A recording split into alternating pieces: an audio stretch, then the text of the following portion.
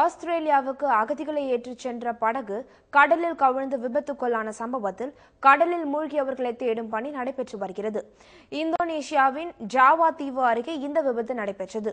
படகு கடலில் மூழ்கியதை அப்பகுதியில் சென்று கொண்டிருந்த வணிக கப்பல்கள் மற்றும் கடலோர காவல் படையின் ஹெலிகாப்டர்கள் கண்டுபிடித்தன. கடலில் மூழ்கிய இந்த படகில் 140க்கும் மேற்பட்ட அகதிகள் இருந்திருக்கலாம் என்று கூறப்படுகிறது. படகில் பயணித்தவர்களை காப்பாற்றும் நடவடிக்கைகள் துரிதப்படுத்தையில் மேற்கொள்ளப்பட்டு வருகிறது. இந்தோனேஷியா மற்றும் ஆஸ்திரேலியா கடற்படையினர் இணைந்து மீட்பு நடவடிக்கைகளை மேற்கொண்டனர். அப்போது கடலில் தத்தளித்த நிலையில் இருந்த 50 அகதிகள் உயிருடன் மீட்கப்பட்டுள்ளனர். மற்றவர்கள் குறித்த தகவல்கள் வெளியாகவில்லை. இலங்கை, ஆப்கானிஸ்தான் உள்ளிட்ட நாடுகளில் இருந்து சட்டவிரோத வழியில் ஆஸ்திரேலியாவில் அகதி அடைக்கலம் தேடி செல்வோரின் எண்ணிக்கை அதிகரித்துக் கொண்டே வருகிறது. சிறிய படகுகளில் அதிகளவான பயணிகளை ஏற்றிச் செல்லும் அகதி படகுகள் அடிக்கடி கடலில் விபத்துக்குள்ளாகும் சம்பவங்களும் அதிகரித்து வருகிறது.